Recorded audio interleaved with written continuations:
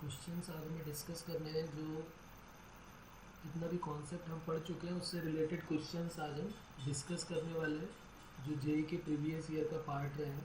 Probability के वो सारे क्वेश्चंस जो कॉन्सेप्ट हम पढ़ चुके हैं और उससे related.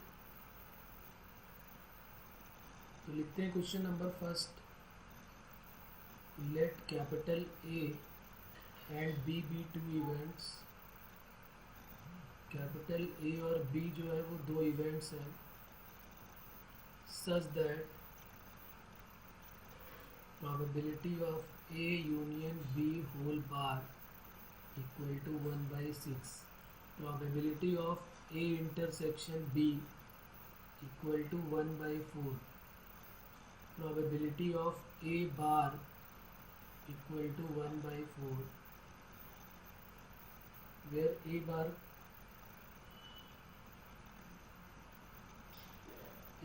stands for complement of A.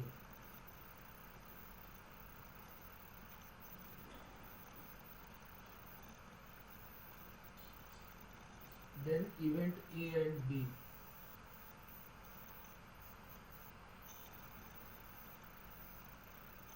पहले ऑप्शन में गिवन है, ए ऑप्शन में है independent but not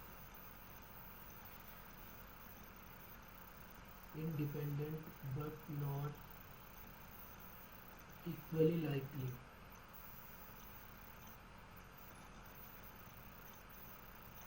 be option में गिवन है mutually exclusive and independent.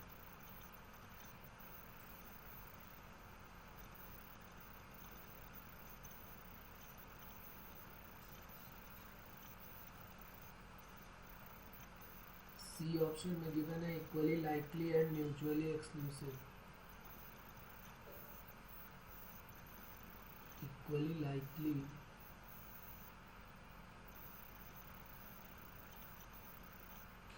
And mutually exclusive. और डी ऑप्शन में गिवन है equally likely but not independent. Equally likely but not independent. ये जेई के प्रीवियस ईयर का क्वेश्चन रहा है, 2014 में आया है।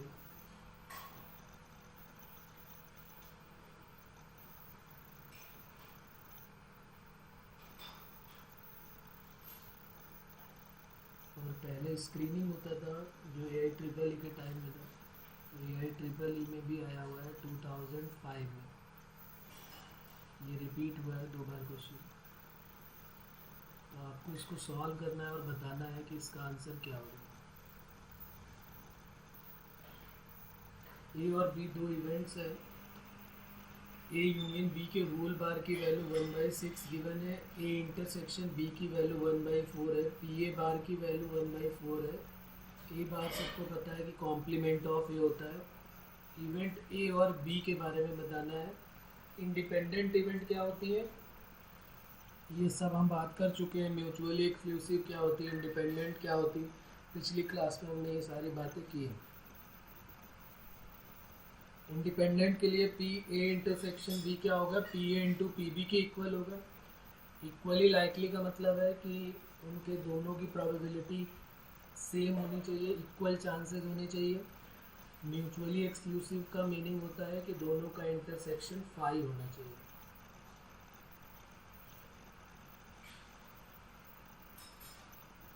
और जो म्यूचुअली एक्सक्लूसिव है वो कभी भी इंडिपेंडेंट नहीं हो सकती है, और जो इंडिपेंडेंट है वो कभी भी म्यूचुअली एक्सक्लूसिव नहीं हो सकती। तो अब यहाँ पर हमको चेक करके बताना है कि कौन सा ऑप्शन करेक्ट होगा।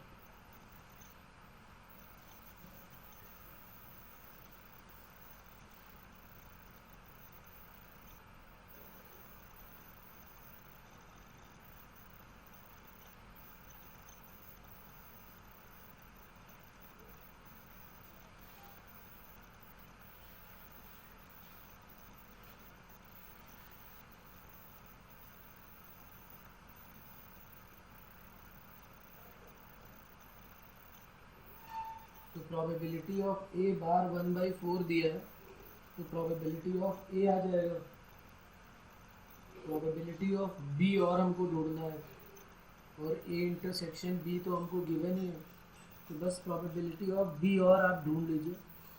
तो फिर अगर इंडिपेंडेंट होगा तो probability of A intersection B probability of A into probability of B हो जाएगा। और अगर इक्वल आते हैं पी ए और पी बी तो इक्वली लाइकली हो जाएगा। इंटरसेक्शन फाई तो हो ही नहीं सकता क्योंकि क्वेश्चन में गिवन है probability of A intersection B 1/4, तो म्यूचुअली एक्सक्लूसिव का तो चांस ही नहीं है। तो म्यूचुअली एक्सक्लूसिव वाले जितने भी हैं वो सारे कट हो गए। तो फर्स्ट वाला हो सकता है आंसर, या तो डी हो सकता है, सेकंड और थर्ड तो हो ही नहीं सकते क्योंकि म्यूचुअली एक्सक्लूसिव में जो ए इंटरसेक्शन बी का वैल्यू है वो ज़ीरो होना चाहिए। ए यूनियन बी का बार दिया हुआ है तो ए यूनियन बी भी आ जाएगा 5/6, 1 - 1/6। ए यूनियन बी पता है, ए इंटरसेक्शन बी पता है, प्रोबेबिलिटी ऑफ ए भी पता है, बस प्रोबेबिलिटी ऑफ बी और निकाल देना है।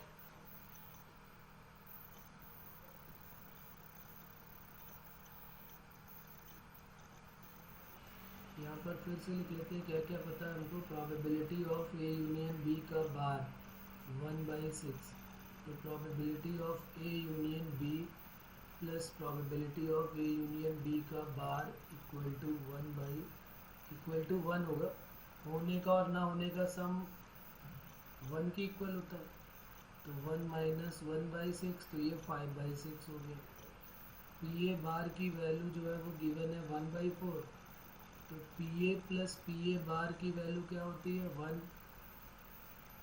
तो यहाँ से पी ए की वैल्यू आ जाएगी 1 - 1/4, तो 3/4, तो प्रोबेबिलिटी ऑफ ए भी आ गया 3/4। Probability of A intersection B given है, तो probability of A intersection B probability of A union B equal to probability of A plus probability of B. A intersection B की वैल्यू 1/4 है, A union B की value 5/6 है, इसकी value 3/4 है, और P B find out करना है। तो पी बी इक्वल टू हो जाएगा 1/4 प्लस 5/6 माइनस 3/4। 4 3 12, 6 2 12, और 4 3 13 - 9, 4/12 मीन्स 1/3। तो प्रोबेबिलिटी ऑफ बी की वैल्यू 1/3 आ गई। और प्रोबेबिलिटी ऑफ ए पता चल गया 3/4 है, प्रोबेबिलिटी ऑफ बी पता चल गया 1/3 है, और probability of A intersection B भी पता है कि ये 1/4 है। तो क्या ये इंडिपेंडेंट इवेंट होंगे? इंडिपेंडेंट इवेंट के लिए P A intersection B equal to P of A into P of B होना चाहिए फॉर इंडिपेंडेंट इवेंट।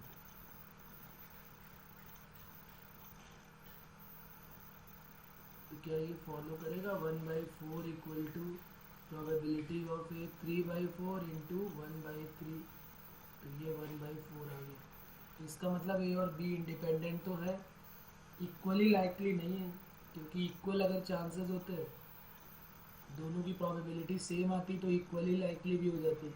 तो यहाँ पर अभी सिर्फ आंसर हमारा क्या हो जाएगा? Independent but not equally likely. तो ए ऑप्शन हमारा करेक्ट हो जाएगा।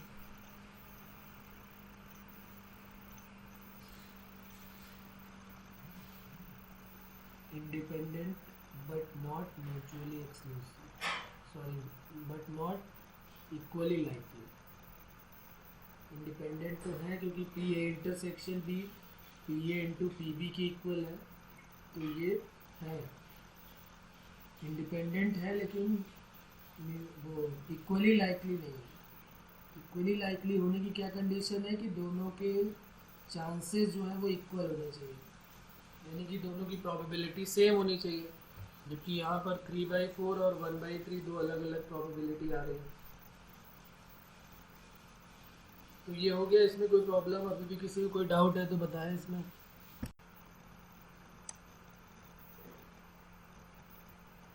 क्वेश्चन सेकेंड है, two numbers are selected randomly, two numbers are selected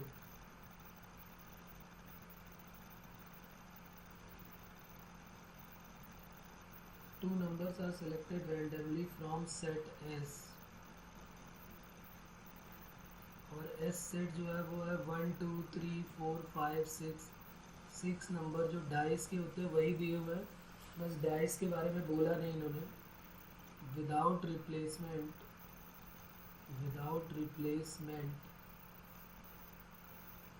one by one, the probability that minimum of the number, the probability that the minimum of the number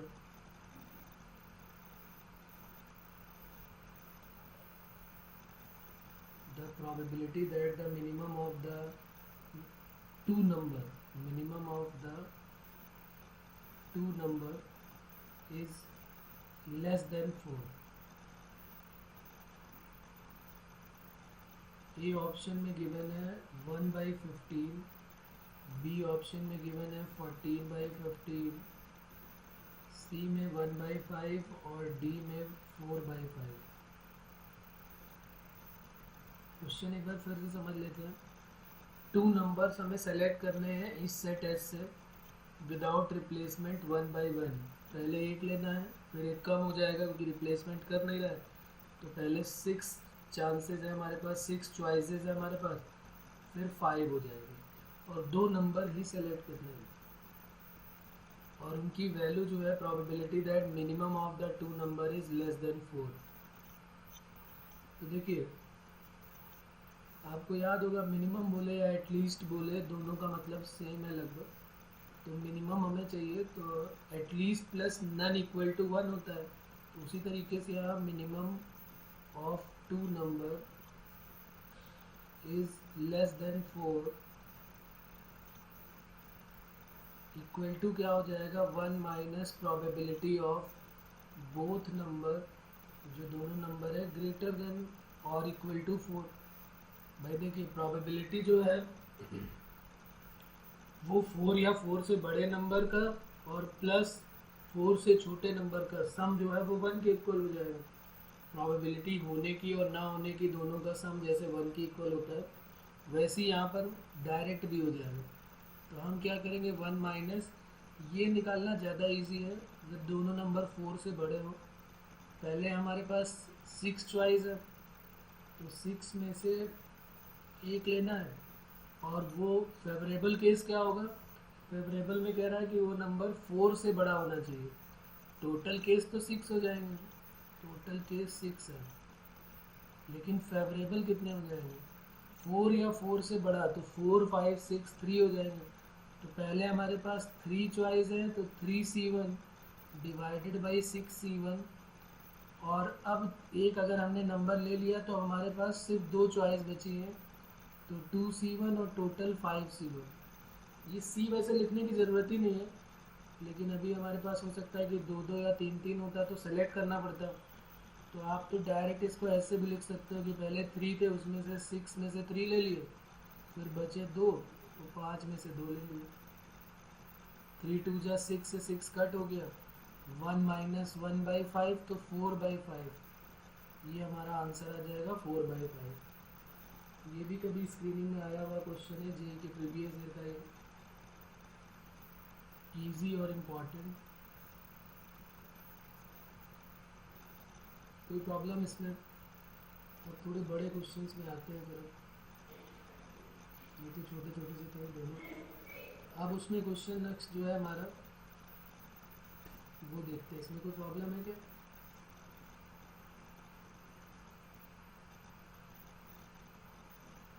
एक अच्छा और थोड़ा सा ये जेई में ही आया हुआ क्वेश्चन है, इसको भी कर लेते हैं।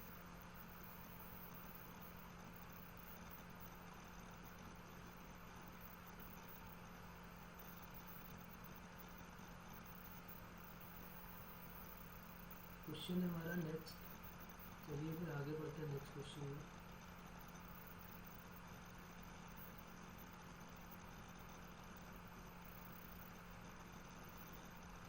one person can kill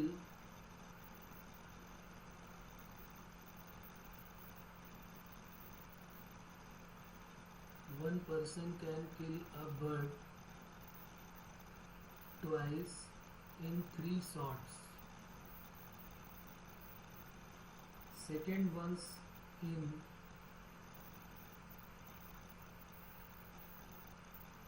3 shots. Second once in 3 shots. And third thrice in 4 shots. Third thrice in 4 shots. Then what is the probability? Then what is the probability? Then what is the probability that the bird will be killed? The bird will be killed.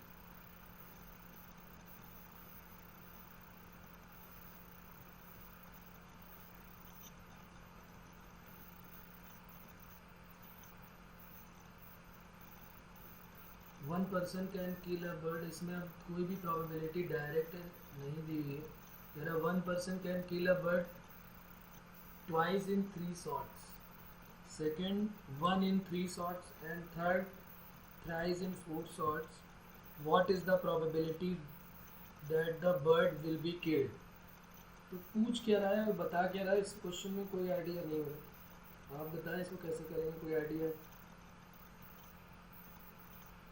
क्या दिया हुआ ये twice in 3 shots का मतलब ये क्या है? ये प्रोबेबिलिटी है. अगर हम ए बी सी 3 केसेस ले लेते हैं तो पहले वाले में कह रहा है कि ट्वाइस इन 3 शॉट्स, तो बिल्कुल सही है. हाँ, तो प्रोबेबिलिटी ऑफ ए जो है वो 2/3 है, प्रोबेबिलिटी ऑफ बी जो है वो 1/3 है, और प्रोबेबिलिटी ऑफ सी जो है वो 3/4 है. अच्छा, पूछ क्या रहा है इसमें से? What is the probability that the bird will be killed. इसका क्या मतलब है? क्या पूछ रहा है हमसे? यूनियन, इंटरसेक्शन, क्या पूछ रहा है? 3 केसेस है ए बी सी, तो क्या पूछा जा रहा है हमसे?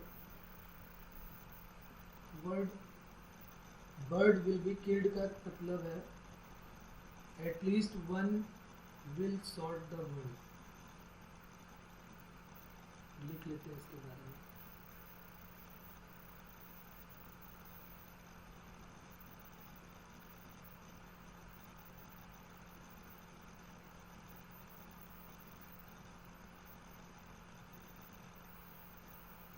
At least one will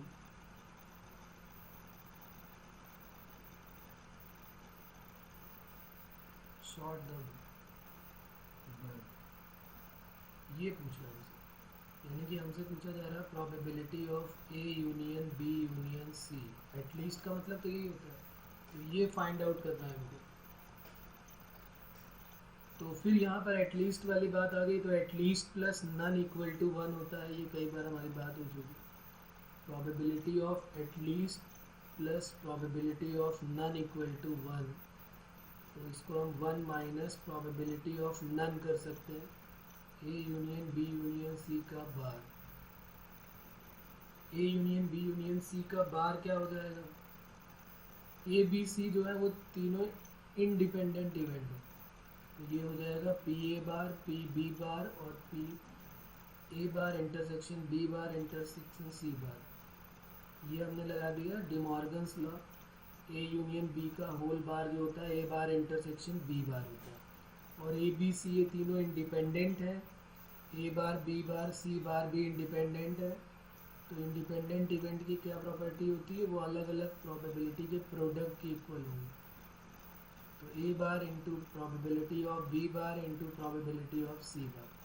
तो पी ए पता है तो पी ए बार आ जाएगा, पी बी पता है तो पी बी बार आ जाएगा, और पी सी पता है तो पी सी बार आ जाएगा. तो 1 माइनस 3 माइनस 2 1/3 ये 2/3 और ये 1/4।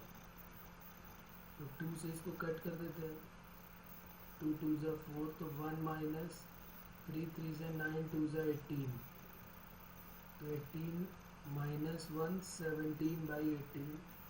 ये हमारा फाइनल रिजल्ट आ जाएगा 17/18। तो प्रोबेबिलिटी क्या हो जाएगी हमारी, 17/18 हो जाएगी।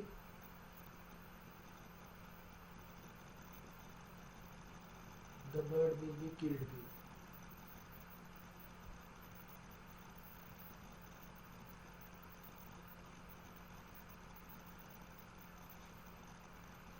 अब चलिए क्वेश्चन और लेते हैं, इसमें कोई problem?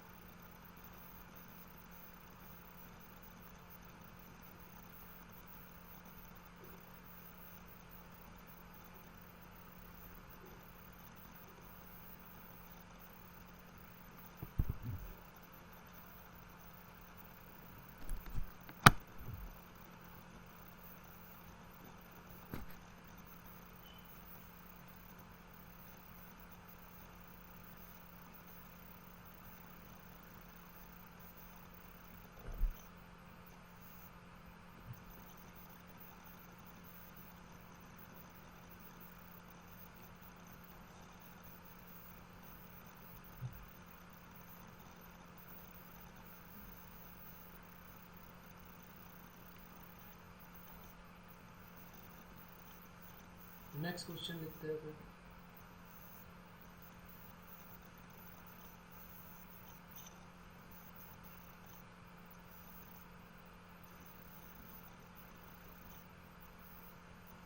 A bag contain large number of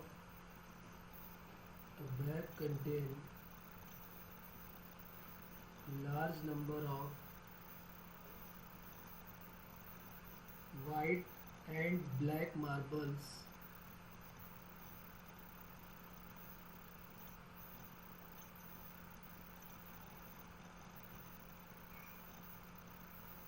A bag contain large number of white and black marbles in equal proportion.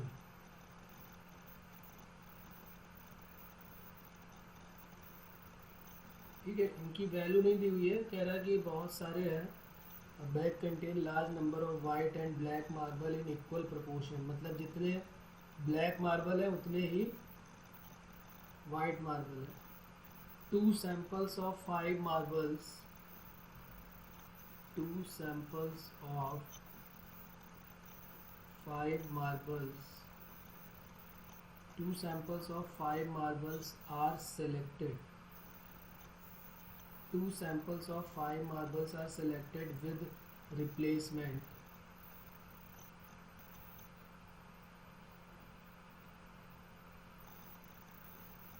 at random.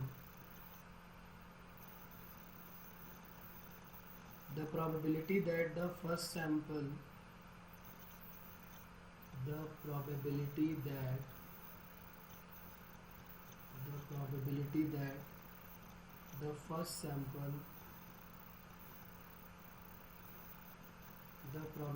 that the first sample contains exactly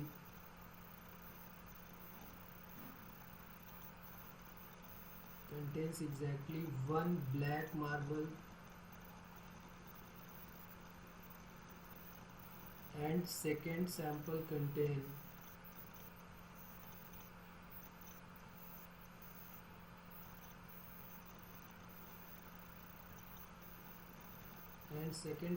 contains exactly 3 black marbles.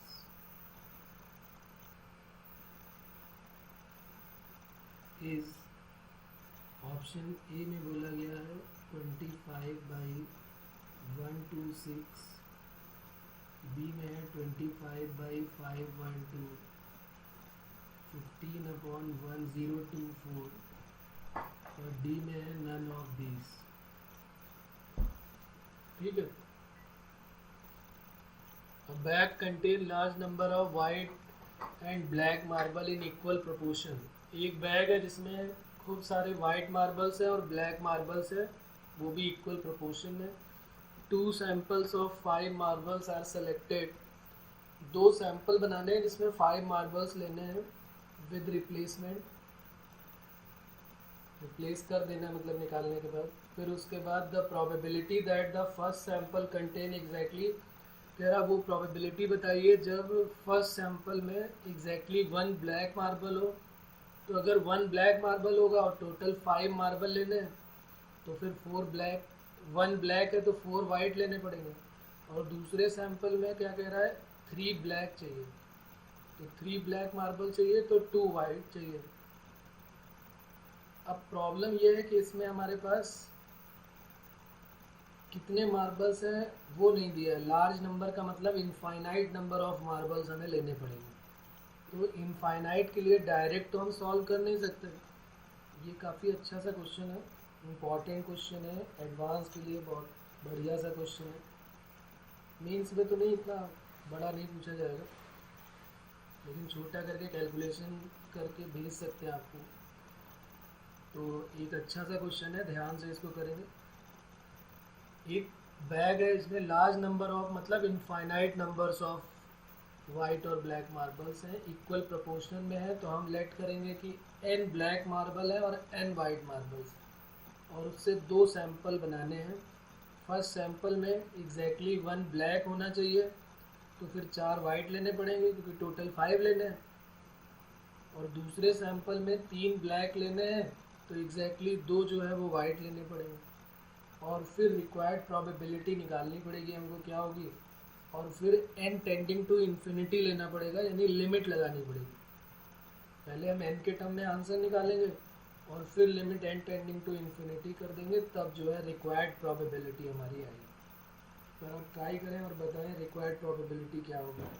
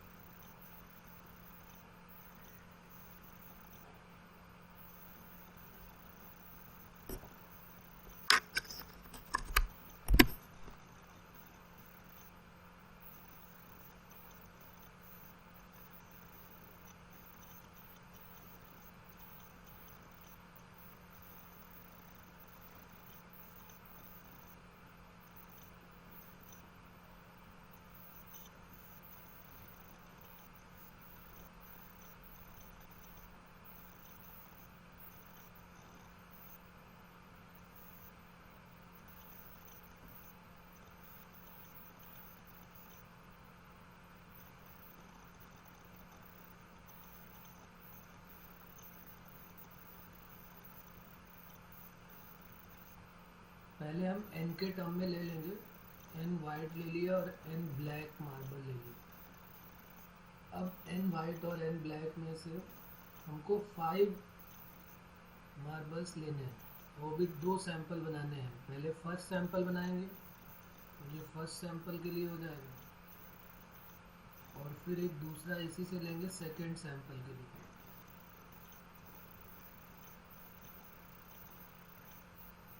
ठीक है. Large number का मतलब infinite number होंगे, वो बाद में n tending to infinity limit लगा के कर लेंगे. 5 मार्बल हमको लेने हैं, ये लिखा हुआ है 2 सैंपल्स ऑफ 5 मार्बल्स, तो हमें 5 मार्बल्स लेने हैं. फर्स्ट वाले में एग्जैक्टली 1 ब्लैक होना चाहिए. फर्स्ट में 1 ब्लैक होना चाहिए यानी 4 वाइट होंगे, और दूसरे में 3 ब्लैक होने चाहिए.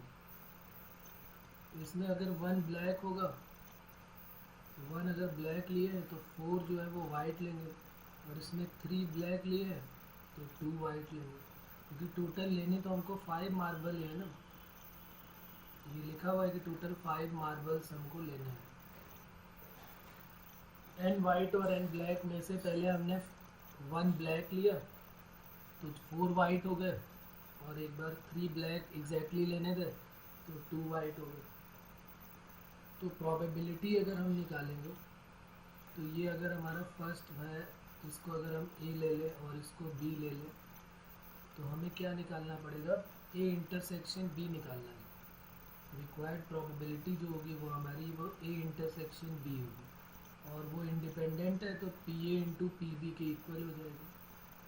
तो जो रिक्वायर्ड प्रोबेबिलिटी है हमारी, रिक्वायर्ड प्रोबेबिलिटी वो क्या हो जाएगी, रिक्वायर्ड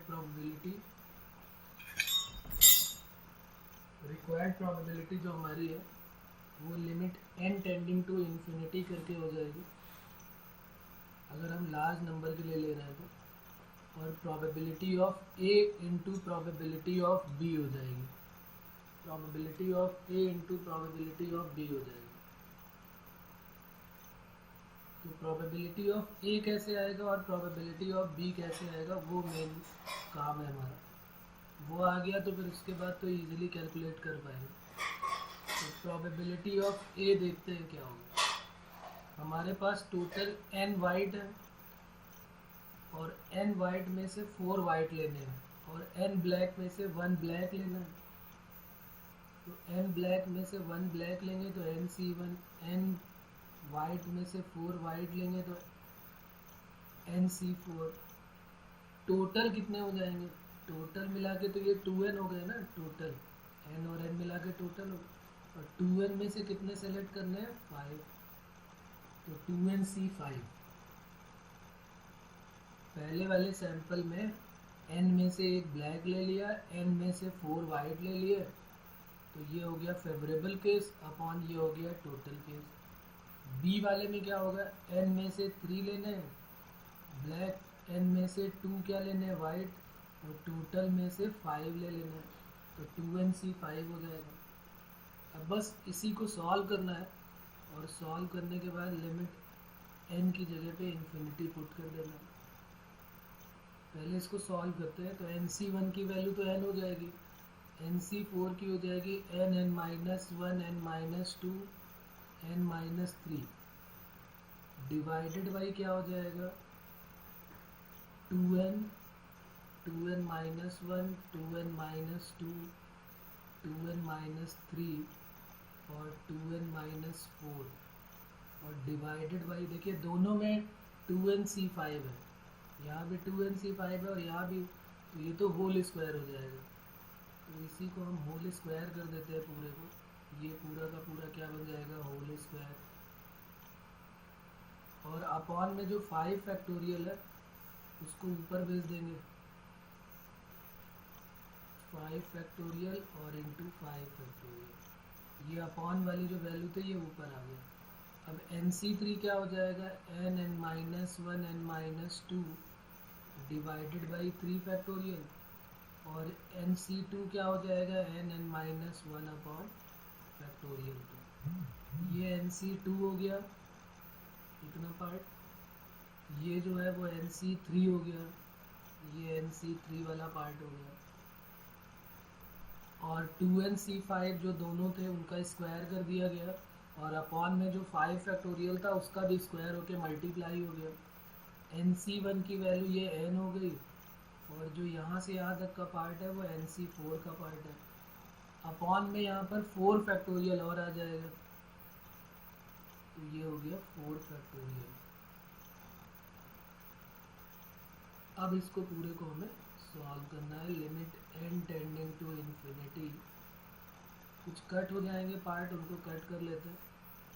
तो ये देखिए n स्क्वायर और n 4 टाइम्स है तो n टू द पावर 4 हो गया, n माइनस 1 2 बार है तो स्क्वायर हो गया, n माइनस 2 का स्क्वायर हो गया, n माइनस 3 हो गया। अच्छा n माइनस 1 3 टाइम्स है तो क्यूब हो गया, एक ये n माइनस 1 है, एक ये n माइनस 1 है, और एक ये n माइनस, और डिवाइडेड बाई, अच्छा ये 5 फैक्टोरियल को 4 फैक्टोरियल से कट कर देंगे, यहाँ 5 आ जाएगा 5, 5 इंटू 4 फैक्टोरियल। उसके बाद 5 फैक्टोरियल को हम लिखेंगे 5 इंटू 4 इंटू 3 फैक्टोरियल, और ये 3 से 3 कट हो जाएगा। अब जरा इसको और सॉल्व करते हैं। अपॉन में क्या आएगा, अपॉन में 2 का स्क्वायर हो जाएगा 4 n टू द पावर 2 हो जाएगा, क्योंकि यहाँ पर स्क्वायर है ना, तो ये n स्क्वायर हो जाएगा। 4n स्क्वायर 2n माइनस 1 का होल स्क्वायर। ये जो 2n माइनस 2 है, इसमें से 2 कॉमन ले लेते हैं, तो 4 आ जाएगा बाहर, और n माइनस 1 का स्क्वायर। भाई 2n माइनस 2 को हमने लिख लिया, 2 कॉमन लिया तो n माइनस 1, और स्क्वायर किया तो 4 टाइम्स n माइनस 1 का स्क्वायर। ये 2n माइनस 3 का स्क्वायर, और जो 2n माइनस 4 है उसमें से भी 2 कॉमन लिया तो n माइनस 2, स्क्वायर करेंगे तो 4 आ जाएगा, और n माइनस 2 का स्क्वायर हो जाएगा। ये सारी की सारी वैल्यूज़ आ गई। यहाँ पर 5 इंटू 4 आ गया, और इंटू 5 एक और, ये 4 से 4 को कट कर दिया। n माइनस 1 के स्क्वायर से क्यूब कट हो जाएगा, सिर्फ एक n माइनस 1 आ जाएगा। n माइनस 2 के स्क्वायर से n माइनस 2 का स्क्वायर कट हो गया। n टू द पावर 4 से ये स्क्वायर 2 टाइम्स कट हो गया। 5 5 जा 25, और ये 4 4 जा 16 हो गया। तो ये वैल्यू कितनी आ जाएगी, limit n tending to infinity, ये वैल्यू आ जाएगी n square n minus 1 n माइनस 3 डिवाइडेड बाई 2n माइनस 1 का स्क्वायर 2n माइनस 3 का स्क्वायर, और मल्टीप्लाइड बाई 25, 4 4 जा 16, और एक जो है ये 2 बचा हुआ है, ये यहाँ पर ये 2 फैक्टोरियल है, तो इसकी वैल्यू 2 हो गई, तो 16 2 जा 32 हो गई। अब अगर n के टर्म में आंसर पूछता तो फिर यहीं तक हम छोड़ देते, लेकिन उसने बोला कि लार्ज नंबर में चाहिए, और n टेंडिंग टू इन्फिनिटी का केस है, तो फिर हमें n tending to infinity limit में अप्लाई करना पड़ेगा। तो n टेंडिंग टू इन्फिनिटी कैसे सॉल्व करते हैं, n की मैक्सिमम पावर से डिवाइड कर देते हैं। तो ये तो n स्क्वायर है, ये यहाँ n कॉमन लेंगे तो 1 माइनस 1 बाई n, यहाँ n कॉमन लेंगे तो 1 माइनस 3 बाई n, और डिवाइडेड बाई क्या हो जाएगा, यहाँ पे n कॉमन लेंगे तो n स्क्वायर आ जाएगा, तो 4 माइनस 1 बाई n का स्क्वायर, और यहाँ पर n कॉमन लेंगे तो n स्क्वायर, एक मिनट, ये 2 माइनस n का होल स्क्वायर, बाद में जब स्क्वायर करेंगे तब 4 हो जाएगा, तो ये हो जाएगा 2 माइनस 3 बाई n का होल स्क्वायर। n कट जाएगा सब में से, ये n स्क्वायर और ये स्क्वायर, ये स्क्वायर और ये स्क्वायर। जैसी n की वैल्यू अपॉन में n आ गया, अब हम इन्फिनिटी पुट कर सकते हैं। तो टेकिंग लिमिट, जैसी n की वैल्यू इन्फिनिटी पुट करेंगे तो अपॉन में इन्फिनिटी क्या दे देगा, 0, तो ये आ जाएगा 1 into 1 into 25 divided by 4 into 4 into 32, तो 25 बाई 16 इंटू 32, तो 25 16 इंटू 16 इंटू 2, 16 का 256 इंटू 2, तो 25 अपॉन 512, ये हमारा फाइनल आंसर आ गया। अब आप इसको देखिए और बताएं इसमें कहाँ पर प्रॉब्लम है।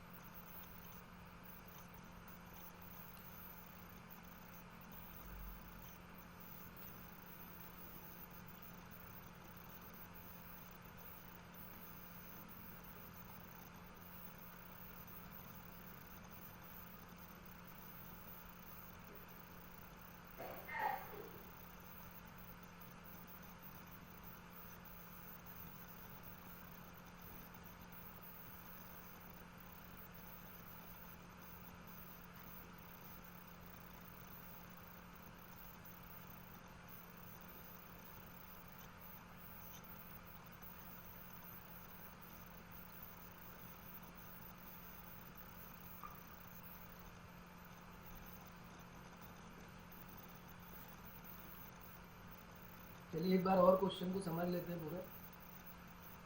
हमारे पास लार्ज नंबर है वाइट और ब्लैक मार्बल, तो हम लार्ज नंबर तो नहीं लेट कर सकते, तो पहले हम एन लेट करेंगे। एन ब्लैक मार्बल है और एन वाइट मार्बल है। बाद में लार्ज नंबर के लिए n tending to infinity put कर देंगे। अब जो लार्ज नंबर थे इक्वल प्रपोर्शन में थे, तो हमने एन वाइट ले लिए, एन ब्लैक ले लिए, तो टोटल 2n मार्बल्स हो गए हमारे पास। उस 2n मार्बल्स में से हमें 2 सैंपल बनाने हैं 5 मार्बल्स के।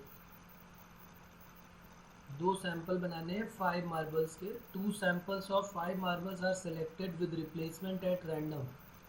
The probability that the first sample contain exactly 1 black marbles and second sample contain exactly 3 black marbles. n white और n ब्लैक में हमको 5 मार्बल्स का सेट बनाना है, 2 सैंपल्स बनाने हैं। फर्स्ट सैंपल में एग्जैक्टली 1 ब्लैक मार्बल होना चाहिए, लिखा हुआ है ना, the first sample contain exactly 1 black marble. पहले सैंपल में एक ब्लैक मार्बल होना चाहिए, तो हमें तो टोटल 5 मार्बल्स लेने हैं और हमारे पास एक ब्लैक ले चुके हैं हम, तो अब हमें 4 वाइट लेने पड़ेंगे क्योंकि एग्जैक्टली 1 ही ब्लैक चाहिए। दूसरे सैंपल में उसने कहा एग्जैक्टली 3 ब्लैक चाहिए, तो 3 ब्लैक ले लिए, टोटल 5 मार्बल सेलेक्ट करने हैं, तो हमने 2 वाइट ले लिए। ऐसे ही हुआ डिस्ट्रीब्यूशन। और हमें ये भी लेना है एंड ये भी लेना है, क्योंकि ए और बी अगर 2 इवेंट्स ले लें, सैंपल्स को हम इवेंट्स 1 और 2 ले लें, तो पी ए इंटरसेक्शन बी ये भी चाहिए एंड ये भी चाहिए, तो मल्टीप्लाई हो गया। अब प्रोबेबिलिटी ऑफ ए कैसे आया है, बहुत इजी है। एन हमारे पास वाइट थे, उसमें से हमने एक ले लिया तो NC1। 4 हमारे पास ब्लैक थे, तो एन ब्लैक में से 4 ब्लैक ले लिए, तो NC4 डिवाइडेड बाई क्या हो जाएगा 2NC5।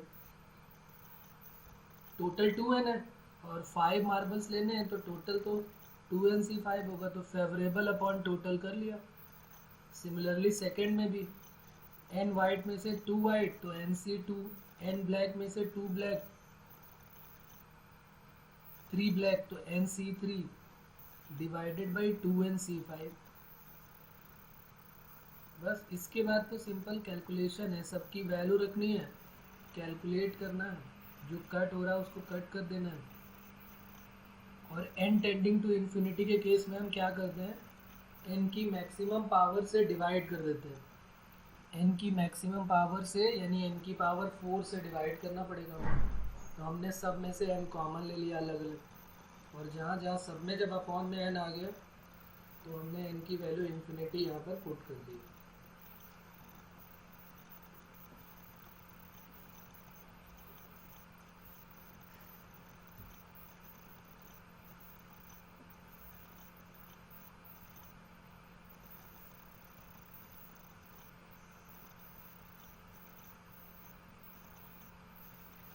तो ये एक अच्छा सा क्वेश्चन हो गया एडवांस के लिए, इजी करके इसको मेंस में भी दे सकते हैं। चलिए तो नेक्स्ट क्वेश्चन लिखते हैं, एक और इसी टाइप का थोड़ा सा अच्छा क्वेश्चन। ये भी कभी आया हुआ है प्रीवियस ईयर में। क्वेश्चन है हमारा next question, A and B throw a die, A and B through a die alternatively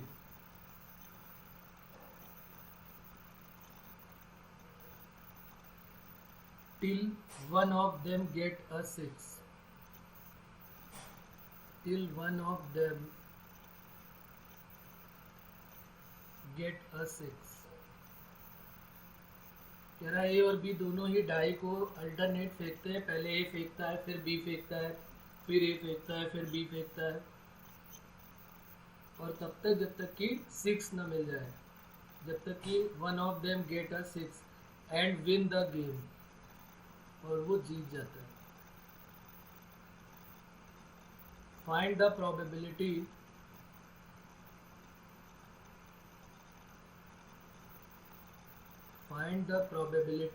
of them, find the probability of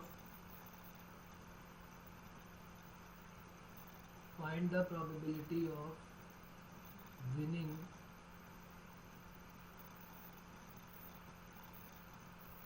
if A start the game.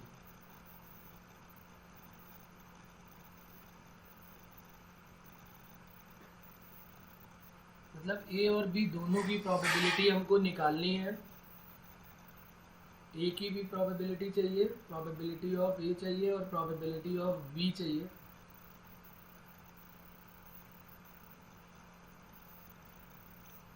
और जिसके में 6 आता है वो जो है वो विनर बन जाता है। 6 कम्स ऑन द डाई। उसने बोला है कि A भी विन करे या B विन करे।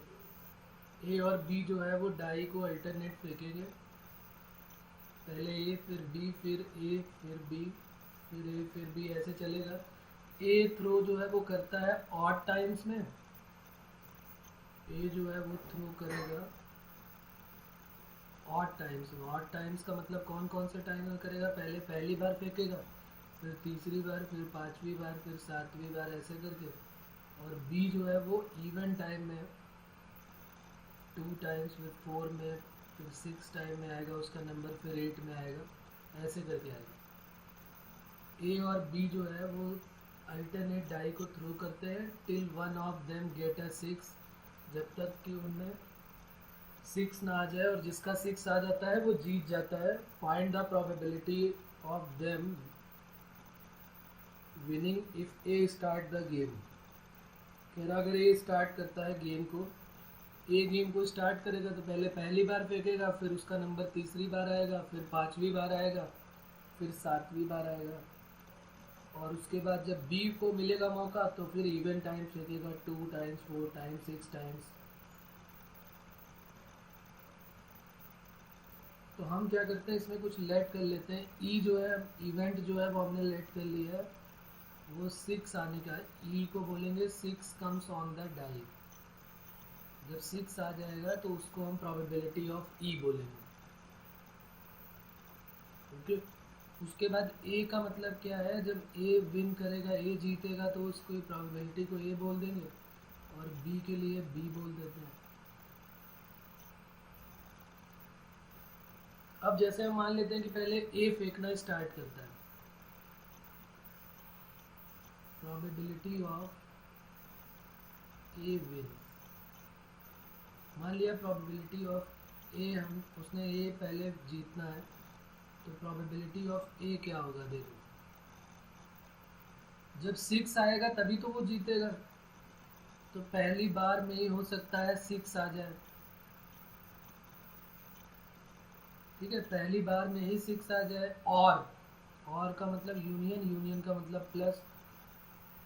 पहली बार में आ जाए, या हो सकता है पहली बार में नहीं आया, दूसरी बार में नहीं आया, तो अब तीसरी बार में आ जाए, क्योंकि उसको या तो पहली बार में लाना है, या तो तीसरी बार में, या तो पांचवी बार में, या तो सातवीं बार में। फिर इन चारों में क्या होगा? नहीं आएगा, सब में बार आ जाएगा, और पांचवी बार में आ जाएगा। इस तरीके से ये सीरीज इन्फिनिटी तक जाएगी। ये इसका मतलब क्या है? पहली बार में 6 आ गया है। प्रोबेबिलिटी ऑफ ई का मतलब क्या है? पहली बार में 6 आया है। इन फर्स्ट अटेम्प्ट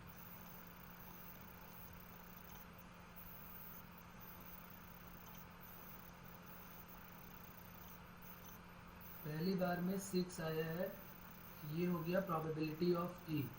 अच्छा, पहली बार में 6 आएगा प्रोबेबिलिटी ऑफ ई, तो वो कितना होगा? अगर प्रोबेबिलिटी ऑफ ई निकालें कि पहली बार में 6 आ जाए, तो हमारे पास टोटल 6 केस है, 1 2 3 4 5 6, तो टोटल 6 है और फेवरेबल हो गया 1, तो प्रोबेबिलिटी ऑफ ई क्या हो जाएगा? 1/6। प्रोबेबिलिटी ऑफ ई बार कितना हो जाएगा? 1 - 1/6 मीन्स 5/6। तो ये जो है पहली बार में 6 आया, ये जो है थर्ड टाइम में 6 आया, तीसरी बार में 6 आया है, और ये जो है वो पांचवी बार में 6 आया है। ठीक है ना, ध्यान रखेंगे ये, क्योंकि उसको ए को हमें जिताना है, प्रोबेबिलिटी ऑफ ए विंस का मतलब क्या है कि हमें ए को जीतने देना है। तो पहली बार फेंकेगा तो 6 आया, फिर तीसरी बार फेंकेगा तो 6 आया, फिर पाँचवीं, सातवीं, नौवीं, ऐसे इनफाइनाइट टाइम्स तक चलेगी ये सीरीज़। और ई बार और ई बार और ई जो है ये आपस में इंडिपेंडेंट होंगे, एक को दूसरे से कोई लेना देना नहीं है, कोई फ़र्क नहीं पड़ता है। तो इसलिए इनका आपस में क्या हो जाएगा, इंडिपेंडेंट इवेंट्स में क्या होता है, मल्टीप्लाई हो जाता है। तो E bar into probability of E bar into probability of E bar plus इसमें 5 टाइम्स मल्टीप्लाई हो जाएगा, probability of E bar, probability of E bar, probability of E bar, फिर ई बार और फिर प्रोबेबिलिटी ऑफ ई। और ऐसे करके ये सीरीज़ इनफाइनाइट तक जाएगी। पहली बार में 1/6, दूसरी बार में 5/6, 5/6 और 5/6 के साथ। अच्छा, तीसरे में ये ई बार नहीं है, ई है, तो ये प्रोबेबिलिटी ऑफ ई है, तो ये क्या हो जाएगा 1/6। फिर इसी तरीके से 5 बार 5/6 नहीं आएगा, 4 टाइम्स आया, तो 5/6 5/6 4 टाइम्स, और फिर पाँचवीं बार में फिर 1/6। और ये सीरीज़ इन्फिनिटी तक जा रही है।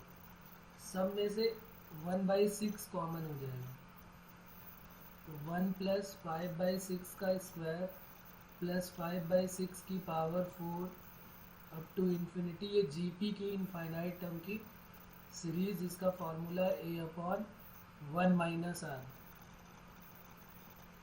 a का मतलब 1/1 - r, और r की वैल्यू 25/36, तो 1/6 इंटू 36, और 36 - 25, 6 - 5 1, 3 - 2 1, 6 6 = 36, तो ये हो गया 6/11। ए के विन होने का जो प्रोबेबिलिटी है वो 6/11 है।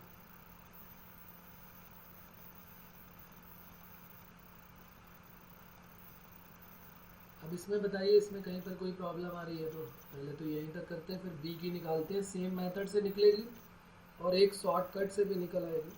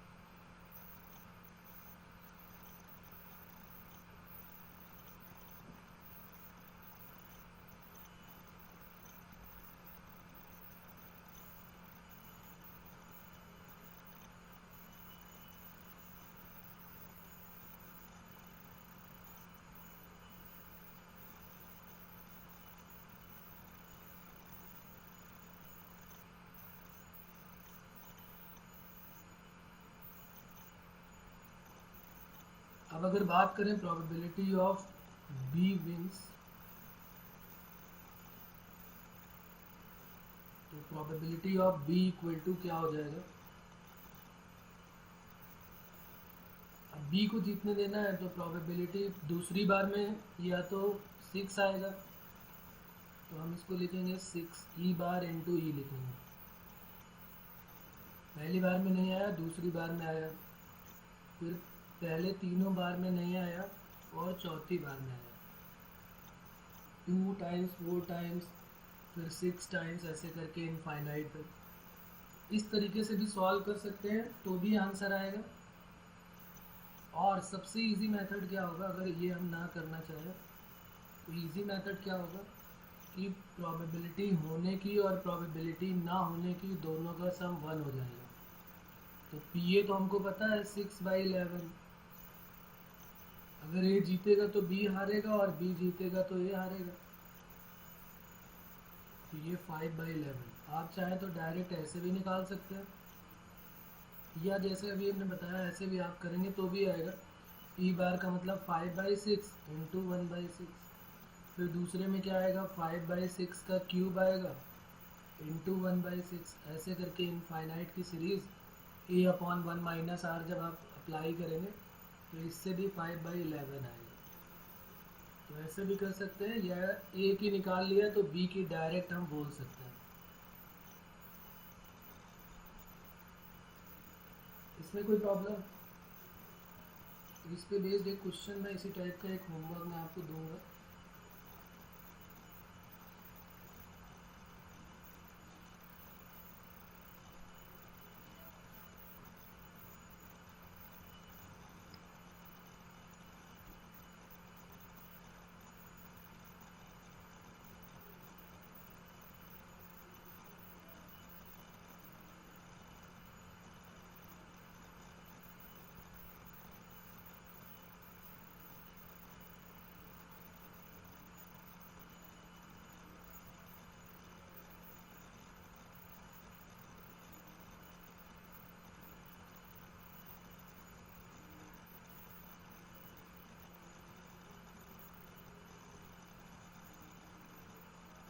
है इसमें कोई प्रॉब्लम, बताएं आप जल्दी।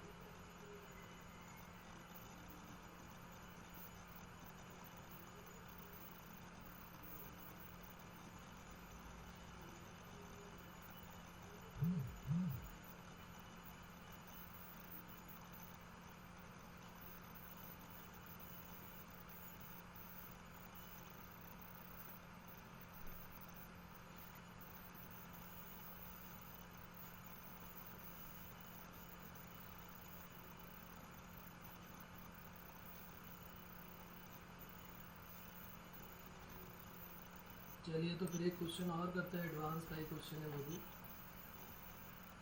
और अभी जो हम लोगों ने किया था बिल्कुल डिट्टो उसी टाइप का है, थोड़ा सा चेंज है। उसमें विदाउट रिप्लेसमेंट नहीं था, इसमें विद रिप्लेसमेंट था। या अब ये जो करेंगे वो विदाउट रिप्लेसमेंट का केस हो।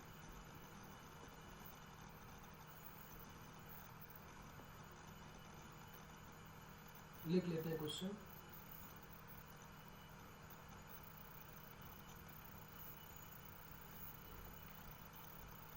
A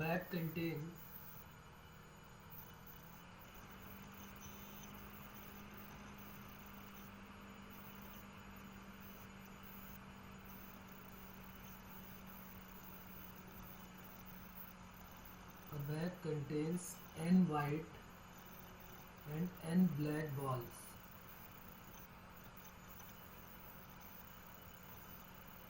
N white and n black balls.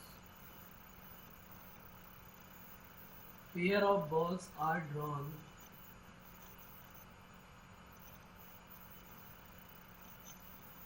Pair of balls are drawn without replacement. अब विदाउट रिप्लेसमेंट है तो आप समझ गए होंगे कि विदाउट रिप्लेसमेंट का मतलब डिपेंडेंट है। ये हमारी बात हो चुकी है कि विदाउट रिप्लेसमेंट का मतलब क्या होता है। विदाउट रिप्लेसमेंट वर्ड करके एक मैंने बताया था कि विदाउट रिप्लेसमेंट का मतलब डिपेंडेंट है। Till the bag is empty.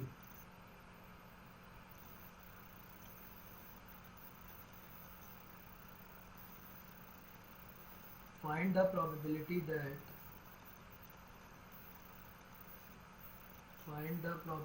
that each pair of the balls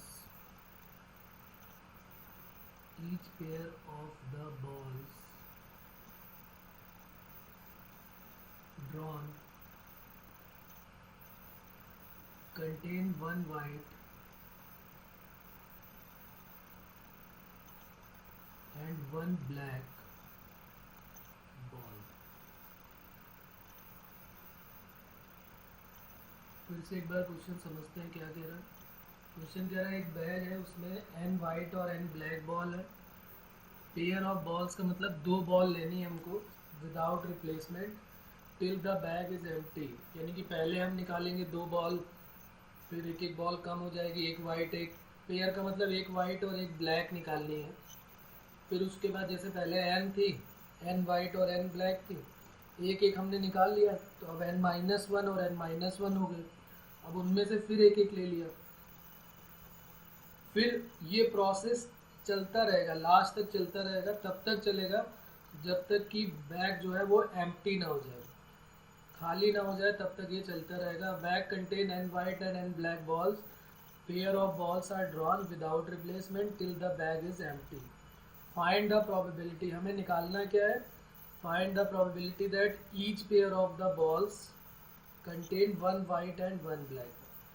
कह रहा है कि प्रोबेबिलिटी बताओ जब एक वाइट और एक ब्लैक बॉल जो है वो निकाली जाए, तब तक जब तक कि बैग खाली ना हो जाए, तो उसकी प्रोबेबिलिटी क्या होगी।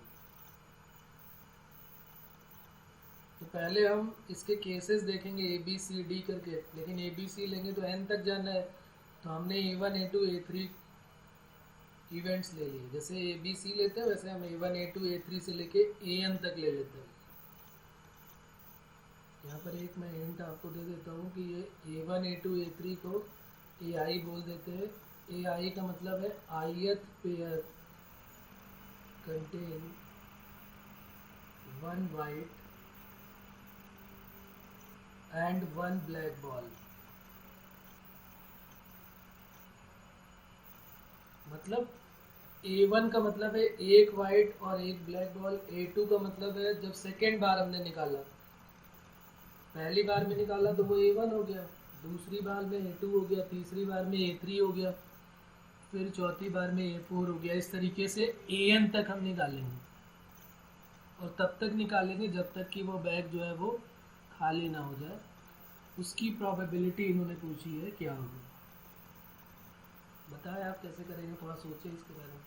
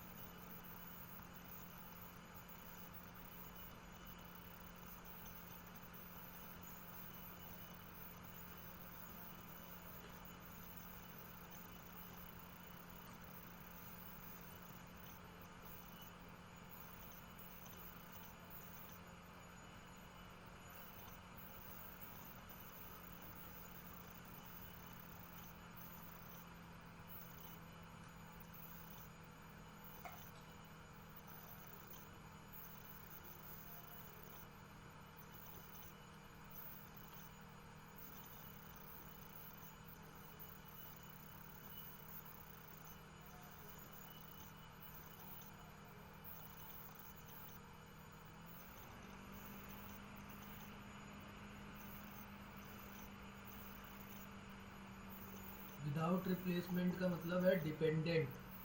डिपेंडेंट के लिए आपको याद होगा मैंने एक फार्मूला बताया था, एक बार फिर से मैं यहाँ पर लिख देता हूँ।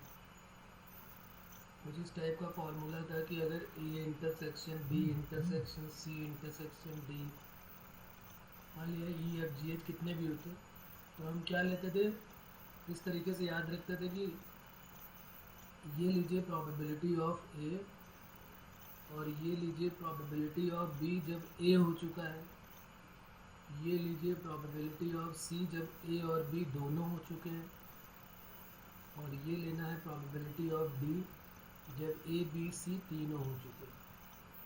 इसी तरीके से हमको बढ़ाते जाना है फॉर डिपेंडेंट इवेंट्स।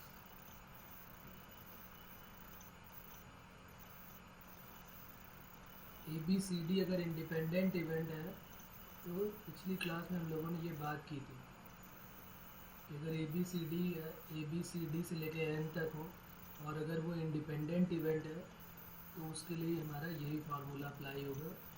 सबसे स्टार्टिंग से चालू करेंगे, जैसे ABCD 4 हमने लिया है, तो सबसे पहले ए को पकड़ा, ये लो प्रोबेबिलिटी ऑफ ए के बाद नंबर आएगा बी का, तो ये लो प्रोबेबिलिटी ऑफ बी। जब ये ए हो चुका है तो बी अपॉन ए कर देते हैं।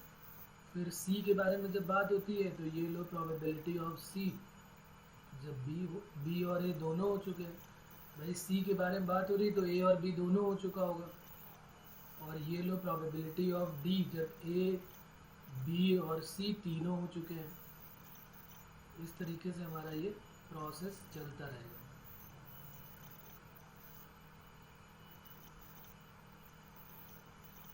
तो कोई प्रॉब्लम इसमें अभी भी?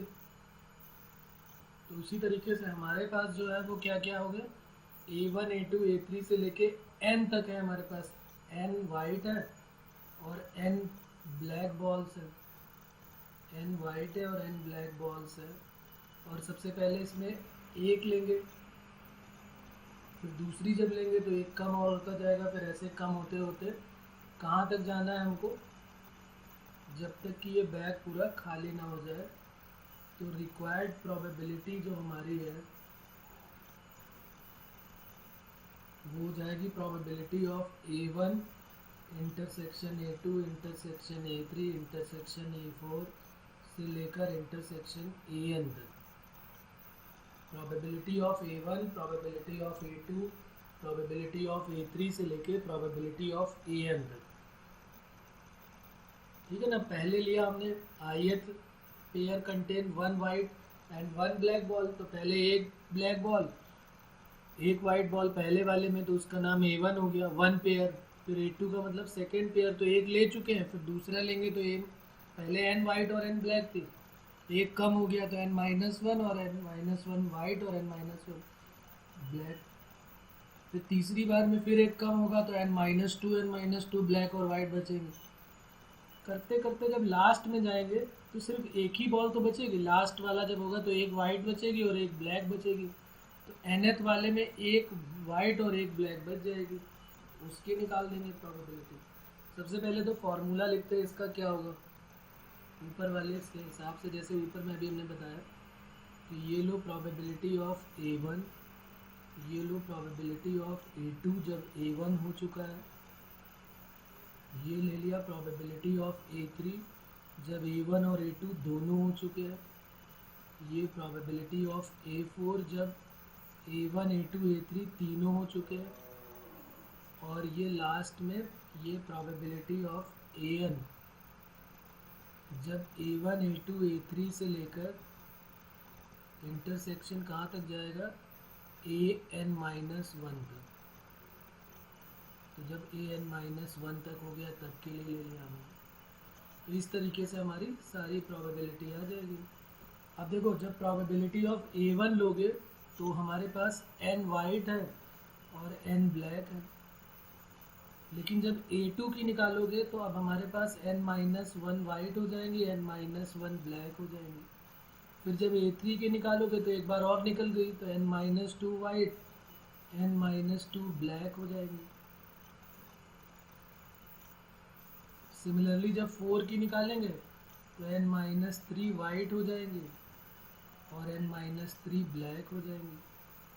और जब लास्ट में आप चलेंगे तो लास्ट में N-1 N-2 करते करते 1 वाइट बचेगी और 1 ब्लैक बचेगी। तो अब ज़रा आप देखें पहले वाले का केस, बताएं क्या होने वाला है। पहले वाले में A1 N में से एक लेना है, N वाइट में से एक वाइट लेना है, एक पेयर निकालना है ना, एक वाइट लेना है, ब्लैक में से एक ब्लैक लेना है, और टोटल 2N में से 2 लेनी है, तो 2NC2। फिर दूसरे में क्या होगा, N-1 से एक वाइट लेना है, N-1 से एक ब्लैक लेना है, और टोटल हो गई 2N-2 में से 2 ले लेना है। सिमिलरली थर्ड में क्या हो जाएगा, N-2 में से एक लेना है, N-2 वाइट में से एक, N-2 ब्लैक में से एक, और 2N-4 से 2 लेनी है। टोटल 2N-4 हो जाएगा ना। सिमिलरली लास्ट वाला क्या हो जाएगा, एक वाइट में से एक लेनी है, एक ब्लैक में से एक लेनी है, और टोटल 2 में से 2 ले लेनी है। तो ये लास्ट वाले के लिए हो गया। अब बस इसमें सिंपल कैलकुलेशन ही बचा हुआ, बाकी सारा पार्ट जो है ऊपर तक ये समझने लायक, बाकी सब कुछ केवल कैलकुलेशन है। NC1 की वैल्यू है, NC1 की वैल्यू है 2NC2 का मतलब 2n माइनस 1 अपॉन फैक्टोरियल 2, ये 2NC2 हो गया। फिर n माइनस 1 एक बार, n माइनस 1 एक बार, और ये हो जाएगा 2n माइनस 2 और 2n minus 3, 2n minus 2 2n minus 3 upon factorial 2। फिर n माइनस 2 और n माइनस 2 ये आ जाएगा 2n माइनस 4 और 2n minus 5 divided by 2 factorial. ऐसे लास्ट में मल्टीप्लाई होते होते 1 अपॉन 1। अब ये देखो यहाँ पर सबका स्क्वायर हो रहा है, n स्क्वायर हो रहा है, n माइनस 1 का स्क्वायर हो रहा है, n स्क्वायर, n माइनस 1 का स्क्वायर, n माइनस 2 का स्क्वायर से लेके लास्ट में यहाँ भी 1 इंटू 1 है, तो 1 स्क्वायर डिवाइडेड बाई 2 जो है वो n टाइम्स तक होंगे, तो 2 की पावर n ऊपर आ जाएगा, अपॉन के अपॉन में है तो मल्टीप्लाई में आ जाएगा। यहाँ पर देखो ऑर्डर से देखोगे आप तो 2n है, 2n minus 1, 2n minus 2, 2n minus 3, 2n minus 4 से लेके लास्ट में 1 तक, तो ये किसका फैक्टोरियल हो जाएगा? 2n फैक्टोरियल हो जाएगा। ऊपर जो है वो n माइनस 1, n माइनस 2 से 1 तक का प्रोडक्ट का स्क्वायर है, तो ये n फैक्टोरियल का स्क्वायर हो जाएगा into 2 to the power n divided by 2n factorial.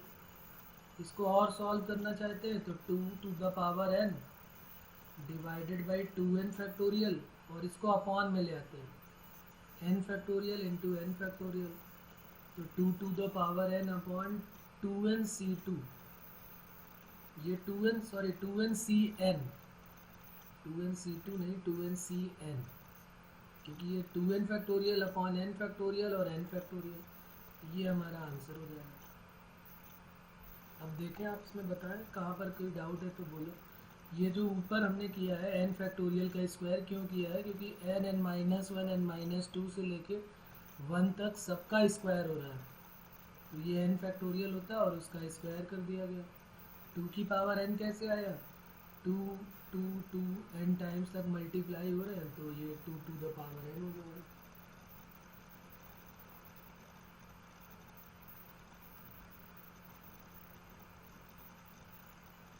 तो इसमें आप बताएं कहाँ पर प्रॉब्लम है। आंसर हमारा क्या हो जाएगा? 2 to the power n upon 2ncn। 2ncn का मतलब क्या है? NCR का फॉर्मूला जब आप लगाएंगे तो 2n factorial upon n factorial और 2n माइनस n फैक्टोरियल, तो 2n माइनस n भी n होगा, तो 2 to the power n upon 2ncn, ये हमारा आंसर हो जाएगा।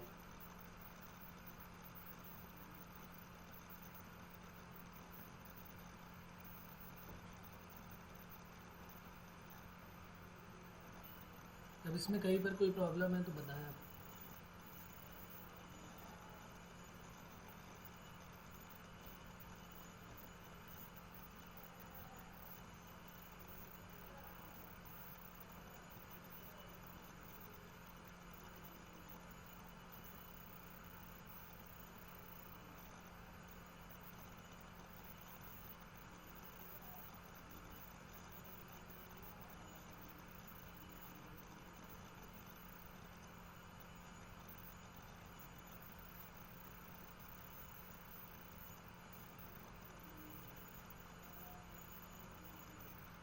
ओके, तो जितने भी मल्टीप्लिकेटिव थ्योरम तक के क्वेश्चंस हैं हमारे, कंडीशनल प्रोबेबिलिटी हमने कर लिया, इंडिपेंडेंट इवेंट कर लिया, और ये मल्टीप्लिकेटिव थ्योरम डिपेंडेंट और इंडिपेंडेंट दोनों के लिए हमने कर लिया। यहाँ तक जितने भी क्वेश्चन जेई के प्रीवियस ईयर में आए हुए हैं वो सब आपका होमवर्क है, वो आपको करना है।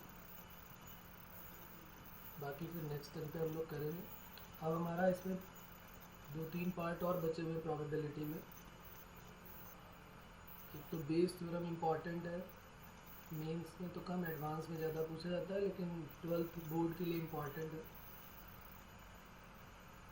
और एक लॉ ऑफ टोटल प्रोबेबिलिटी और कुछ आगे के और पार्ट है। तो ठीक है, फिर आज इतना ही करते हैं, बाकी फिर नेक्स्ट टाइम पे करेंगे। Okay, bye bye.